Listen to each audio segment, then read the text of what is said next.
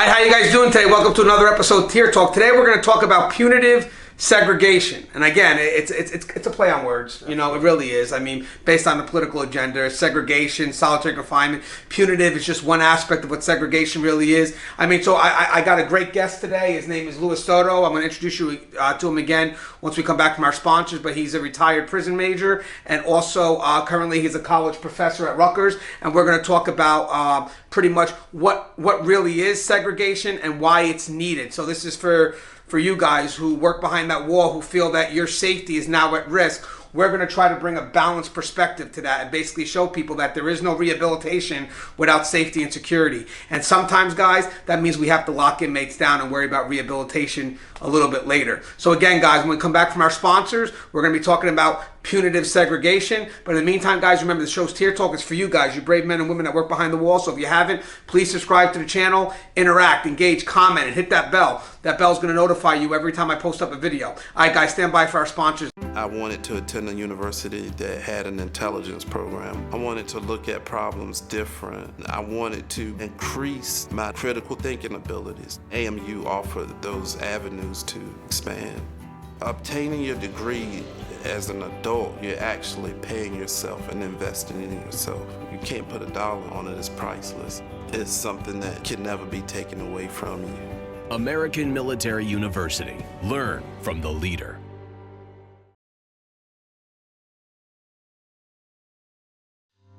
Being a corrections officer takes its toll on even the strongest individuals. The constant need to perform at the highest level, putting your life at risk in a hostile environment, and the mental scarring of traumatic experiences. 31% of corrections officers show symptoms of PTSD, and 66% of people with PTSD also suffer with a substance abuse problem. The Transformations First Responders program is specially designed to help veterans and officers heal from the grips of addiction and PTSD in a comfortable, supportive, and serene setting. You are not alone. If you have questions about the services we offer, give us a call at 866-762-8454 to get more information on this affordable and life-changing program. Hi, thank you guys for listening to our sponsors. So today we're going to talk about punitive segregation. Now, we all know retired state prison major Soto, who's now currently a college professor for RIKERS, right? And by the way, I've spoken at his class at least multiple times right now, and I'm a big fan of what you're doing. You're providing the class with both academia but also frontline experience, and that's why I thought it'd be good to have you on the show today, because we're going to be talking about kind of like the balanced perspective of what people are being taught or what they think is the truth, and then obviously the frontline perspective, okay? Absolutely. So you're aware of what's going on in Rikers Island right now in regards to the elimination of, in my opinion, a valuable tool like, and I hate the term punitive segregation, but punitive segregation, correct? Yes. All right, so you're aware that they're trying to, or they have eliminated the tool for anyone who is 21 and under. Correct. And recently there was an attack at Rikers, Officer Souffrant, a horrible attack where he was attacked, blindsided, by 4 inmates. All of them were 18 years old, okay? Bleeding to the brain, fractured spine. I mean, this officer was totally blindsided. I believe now he's doing better, but he has to learn to walk again. I mean, it's horrible what happened to him. And then you have the push to say, well, what can we do with these inmates when they commit a crime like that inside the prison? And then you have kind of like the one perspective saying that punitive segregation doesn't help the matter because we're looking to rehabilitate. And then of course you say, yeah, but at one point it's about safety and security, and it's about that balance. Now you in the system, you believe that there has to be a balance that's maintained between safety and security and rehabilitation, correct? Absolutely. I believe, and truthfully, I got to be honest with you, I've worked in an administrative segregation or punitive segregation, and in lieu of not having another avenue or another way to put into the inmate's mind that if you fail to follow the rules, if you fail to abide by the rules of the institution to the point where you are hurting correctional staff, it could be civilian staff as well, there has to be some sort of repercussion or something that happens to you because of the act that you just committed. So I believe that there's a little misconception, and maybe you could explain it to your audience a little bit better when we talk about solitary confinement as opposed to segregation. All right, let's great. Let's talk. Is there a difference between those terms, and do you feel right now that people are throwing those terms around loosely to kind of benefit the political agenda of what they're trying to get done? Absolutely. I believe that the word solitary confinement has bad connotation to it. Every time you say solitary, it means alone, it means by yourself, it puts that mindset in your body and your mind that a person is being put in such an isolated place, or a place where they have no contact with anyone else. Where segregation, even though it means taking you away or apart from general population, it doesn't necessarily mean that I'm going to put you into a place where you have no contact with anyone else. In the state that I've worked at, in the administrative segregation, or what we call now restrictive housing, when someone commits an offense or a violation of the rules of the institution and they get sanctioned to administrative segregation or restrictive housing, it does not mean isolation. It means you're going to be removed from general population and placed in a cell with another inmate that's on administrative segregation to do that sanction, whether it be 30 days, 60 days, 90 days, 180 days, whatever you're sanctioned with, to complete. While you're in segregation, you're still afforded the rights to have recreation, have medical, have your meals, have education, programming, social services, religious services, tier recreation, where you're in a controlled environment, right? And still afforded your opportunity to rehabilitate, but you're still being in some way punitive, right? Because we're keeping you away from the general population. And if I may, so that was a way to balance the tool, because obviously the fight against, again, we'll talk about the semantics here, the punitive segregation. We'll talk about what I feel it should be called. Like, I like the restrictive housing aspect, because that's what you're doing. You're restricting what they're allowed to do, what they're allowed to have, right, and you're keeping it controlled. But the reason why we had to allow for these programmings, for these time out of cells, whatever it is that's because it would help us keep this tool in existence. Mm-hmm. So if we didn't have those, then there'd be a good chance that we would need to eliminate, because at that point they would see it as being inhumane. Correct. And you can see that I show the students that I teach at Rutgers University a very true video about the Khalif Browder story. Again, we're talking about RIKERS and how he ended up there and in isolation, in a place where he was placed because of the infractions in the facility that he committed, and his mental state became apparent that it was just decompensating, slowly but surely. And the story, we know, doesn't end well after he leaves the prison system. But again, I show them that just to show them what may happen if that tool is actually used in the wrong way or the wrong manner. I said, I am I just advocate for administrative segregation, because in lieu of that, what else do you have when a person, whether it be 21 years old or younger, right, commits almost like a felony, right? You're committing assault. Sometimes an assault with a weapon. Sometimes, God forbid, the person in their injuries succumbs to their injuries. Now you're talking about murder. Yeah, well then you get more charges placed on you out in the street. But besides that, prior to that, a person not, passing away because of their injuries, just a simple assault, they don't get street charges. So what punitive measure is there for us to correct the behavior, to correct the wrongdoing, if we don't have a place where we're separating from you, from the normal general population, and have some punitive aspect to it where we still don't deny you visits to your family, but now they're no longer contact visits, they're non-contact, where there's a window between you and the person that's coming to visit. So the aspect of losing contact with your family members, that's not there. The contact of you not being able to use the telephone or write letters home, that's not there, because we allow you to have that. Obviously the phone time may be limited. Other amenities that you can say you have in general population will be obviously targeted to show you, listen, there's something that you're losing because of your bad behavior. So, basically to sum it up, guys, real quick, is that they're not forgotten, and that's the key, because that's kind of what's being pushed, and I believe they're unfairly taking these extremes, and it's sad to what happened to Kleeper. It's sad. Again, it was a tool that was not used correctly, and I agree with that, and it's sad that that had to happen.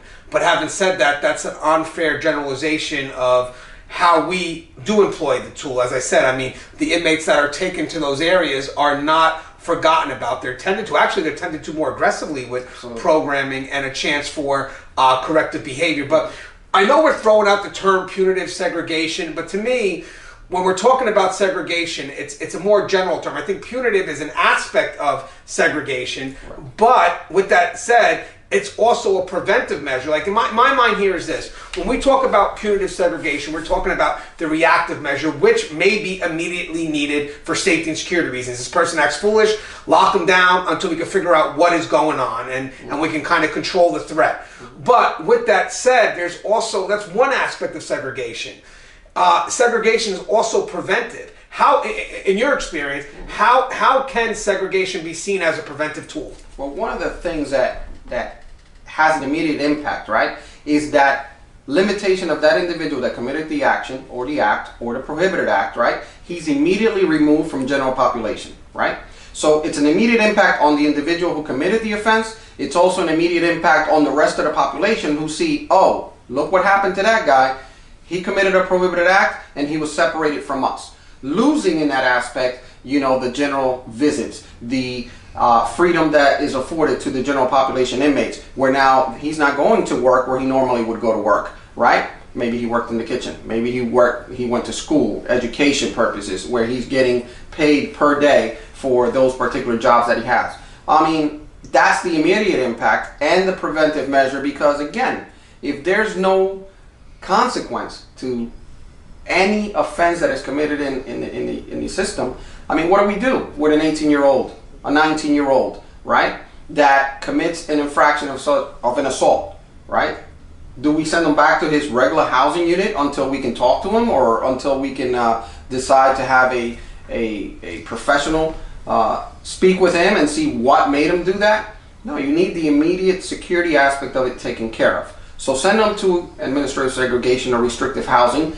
It's, like we said, we throw that word punitive, but it's just one aspect of it. Right. While he's over there, he's able to reflect on his actions, right? Mm-hmm. Obviously, there's a process, there's a hearing. We don't just take him and throw you in there. There's a process. The charge is written.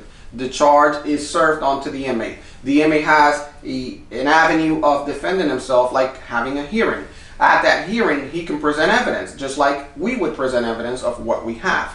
The hearing officer will then take everything into effect and come up with a sanction if he finds the individual guilty. So there's a process. It's not like, hey, let's throw him in there and lock away. Very rarely do you see that any prohibited act that's committed inside of the institution get outside or street charges on an individual, unless we go to the level of, you know, a murder was to be had, or major assault, something of that action or that manner, where, you know, now we're actually, you know, consulting with the prosecutors of the whatever town we're in, or whatever municipality, county that we're in, and they would advise us, yes, these street charges need to be placed, but not getting to that level, right?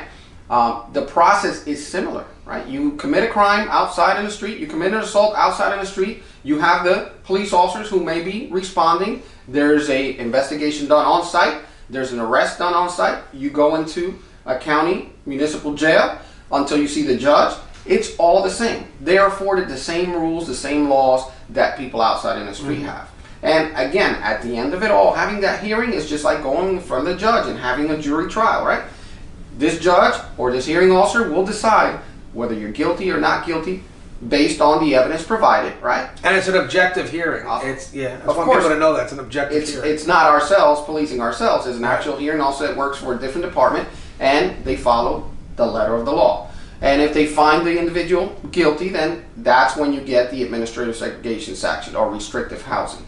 And again, they're not taken away from those educational programs, or not being able to practice whatever religion they're in, or have that time out or time to go out and have recreation, whether it be on the unit or outside. It's just a little bit more restrictive, more controlled. Right. The security aspect of it is because you were being a violent person on the general population side, while in administrative segregation or restrictive housing, now the contact between you and the officers, the correctional officers, is also limited because now we have additional fencing. Every time that you come out of your cell and you need to be escorted somewhere, you'll be escorted by 2 correctional officers. You may be handcuffed to go to your doctor's appointments, dental appointments. You're not missing anything. It's just a little bit more control. And also, again, going back to the comparison too, between the street and the jail, what would happen if someone committed a crime, like let's say an aggravated assault? Because I mean, that's what it is, or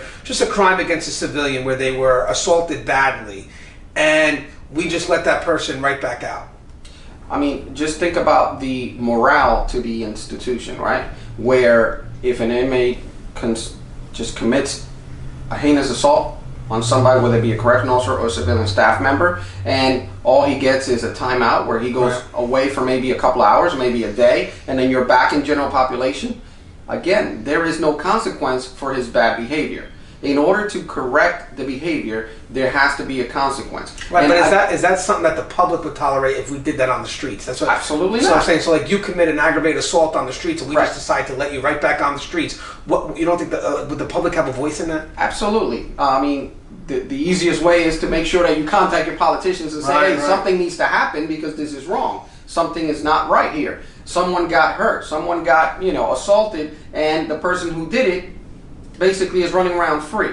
There would be an uproar out in the streets, right? So we can't have that in our controlled environment inside of a prison setting, because a prison riot anything can spark it in a minute. So obviously you have to do something, you have to have something in place, and as long as it is well managed, I see nothing wrong with it. Right, and obviously for those states or those counties that don't have programming or something for those segregated areas, you're going to need that, because that's what you're going to need to justify the use of that tool. If you don't have that, you're going to have a lot of people out there saying, hey, this person's decompensating, you got to get the person out. So you're going to have to invest money in program. That's why even with RIKERS, I don't think the answer really is to shut it down. I think the answer is to maybe, if need be, advance the services that are available to inmates in those segregated areas. This way, when people go to argue against it, you can say, nope, they're being met with this, and this. So I think putting money into those areas in regards to getting programs there can show both the punitive side, but also the rehabilitative side. But I got to ask you something too. You being on the front line and you're responding to, and you have, I know you have responded to major incidences. Can you honestly say that, hey, you know what, rehabilitation needs to come a little bit later? At this point, I got to do something. I got to secure this individual. This individual is an immediate threat. So do you ever feel that at one point, like, let's hold off on rehabilitation right now just for a second so we can manage the threat first? Absolutely. And again, let's go back to the staff, right? If there is a major assault in your institution, it's not just the inmate population who's looking at you 24/7 to see how you respond to this particular act. It's also your staff that's working for you, that goes there every day. They need to feel a sense of security. Mm-hmm. They need to feel safe. They need to feel that they're able to come to work, and that if something were to happen, like an assault of that matter, that we are capable of maintaining, containing, and making sure that, A, first things first, security comes first in every aspect. Without security, there's not going to be any programming, there's not going to be any work, there's not going to be any rehabilitation. You can't have that without a safe environment, and that's what we need to do. Another thing that I would like to bring up is that RIKERS, shutting it down, why are we doing that? Why do we have to reinvent the wheel? Why not us as professionals talk to each other? Go to a different state if you have to, a different municipality that has or shows that their program is working, that their restrictive housing is working. Because obviously we can pool our resources together and say, hey, how did you manage to do that? How is it working at your facility? And how can I apply that to my facility so we don't have to start at square one? And educating the public, right? I take it not for granted, but I take every class that I teach on a tour of an institution, just to show them, listen, don't just go on what you hear or what you see. Make sure you do the research. Take yourself on a tour of a facility. If you're going to be the ones in the future coming up with policy, right, that we have to abide by, including administrative segregation or restrictive housing, then go take a look and see what it is. Is it isolation? Is that what we have? Or is it something else and you went and found out and researched it and say, oh no, that's not what we have. What they have is something better. What they have is something that's working. Well, you know what's funny is and guys, I did a video of after our trip to your class. I thought their questions were very balanced, which shows me what you're giving them. You know, you're giving them a balanced perspective, which is needed. At least they're getting good information, and then they can make a well-informed decision, as opposed to being spoon-fed one side and then just not really understanding the other side. So I really do think that you present a very well-balanced class, and their questions are questions that even have me thinking. Right. You know, because they're well-informed questions. But ultimately, as I said, we'll kind of cut it short, because it's just quick and to the point here, was that I think that there's a play on words here, which we mentioned. Mm-hmm. I think that when it comes to a political agenda, you know, segregation becomes solitary confinement, correct, becomes strictly punitive, correct, and they don't see the preventive measures that deal with safety and security, because there is no rehabilitation without safety and security. And I believe that implementing the segregation, if need be, is only there because there's a threat in the environment, mm-hmm, and that threat now makes that environment non-conducive, if you will, for any form of rehabilitation. I'm sure there'll be even inmates that may even come up and say, thank you for getting this individual out, because right now we can't focus on what we got to get done because this one keeps stirring the pot. And again, the society has a habit of just focusing on that one person, mm-hmm, when we have to focus on the other 1,000, the other 2,000. Right. And I think that we're getting to a point now where people need to see that there's a balance between safety and security and rehabilitation. I think that for a while it was just lock them down, forget about them. And now the movement that we're in now is more about rehabilitation, and that's the only, you know, perspective. And I'm telling you, maybe 20 years down the line, they'll see that, holy crap, it's a balance of both, just kind of like the evolution of where we need to be. But I'm telling you now, and based on what we're reading that's happening on a national level, we can't wait 20 years. Right. We have to let people know that that balance is needed right now, because if it's not used right, like right now, literally, more people are going to get hurt. And another thing is, I know that they just try to seem to cut the punitive segregation from 21 and under. That was their first attempt, and 55 and older, which you know is opening the door to something always going to be bigger. We know that. Right. But what they don't realize now is that inmates that have power inside these prisons, especially older inmates that may be running some gangs, can manipulate the younger inmates into doing stuff because there's nothing punitive. Absolutely. They can kind of run amok, and they'll take advantage of any little loophole that we put out there. Obviously, if you're going to be a gang leader, gang member, and these young guys are looking up to them and saying, listen, what can I do to get status, to get rank in this gang? And the older inmates are going to just prey on that and say, yeah, well, listen, they can't hurt you. Listen, they can't do anything to you. They can't send you to restrictive housing. Why don't you go ahead and take care of this? Why don't you go ahead and sell the drugs? Why don't you go ahead and get the fights down? Why don't you go ahead and be our enforcer? Do these things, and that way we as leaders can stay out here. You guys can't get punished for it, so we continue our business just like it's normal, everyday happening. But I'll tell you something, they know the system better than... Absolutely. Sometimes they know it better than us. Yes. Now, you know, they know it better than the people that make the policies because they don't live it. You know, the policymakers, that they make it from a distance. You know what I mean? We're here trying to, hey, we live this, we work there, you know, can we give you some advice? No, we know what's best. How? How do you know what's best if you haven't never walked next to me to understand what it is I'm going through?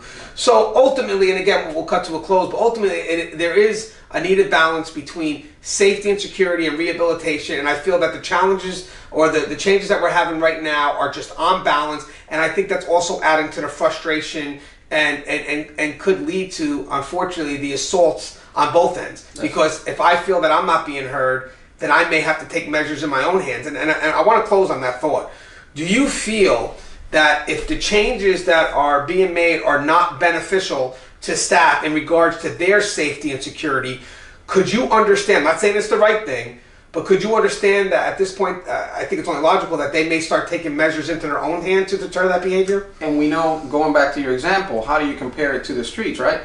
You don't want people or the public to take matters into their own hands, right? That's why there's a police department, right? That's why there's a criminal justice system that works, right? You don't want people taking that and becoming vigilantes, right? You don't want your correctional officers to say, well, if there's no punitive damage for these guys and their assaults, then we must take it upon ourselves to make sure that they don't happen. And you know that sometimes they'll make the wrong decision, and that's when the excessive force cases come into play. So yes, absolutely necessary. I advocate it as long as the management tool is used properly. All right, and you'd like to say anything in closing? Once again, let's become the educated individual. Before we come up with these policies and be politically charged, let's just know that semantics doesn't work. Let's get down to the research, know what really is happening. I love it. And guys, as I said, just to kind of finish our thoughts, I think punitive segregation is one aspect of what segregation is, and I think words are changing based on the political agenda. If somebody's segregation becomes solitary, punitive becomes the only form of segregation. I mean, it's just a real big play on words. I think correction still needs that balance change, and I think if you don't have a balance change, you're going to get resistance from one side, and I think that resistance is going to cause animosity, which is going to make facilities a lot worse. Absolutely. You know, I think you're starting to see that with RIKERS over the last couple of years. So I really do start thinking that we need to bring these people to the table and have the rehabilitation, the security sitting down together and saying, hey, we know we have to make this work, but it's the best way to do it, and have that dialogue, be open to what's needed from both ends, because at the end of the day, we know what the mission is. You know, it's just a matter of how we choose to get there, and we can't do it isolated. Absolutely. We have to do it together. So, as always, guys, the show is Tier Talk. Thank you, Lou. Can I call you Lou? I don't know which one for you guys. But he's a retired prison major and now a college professor at RIKERS, and I love speaking to your class. Hopefully I can come again. Always. And guys, if you haven't, please subscribe to the channel. It's for you guys, the brave men and women who work behind the wall.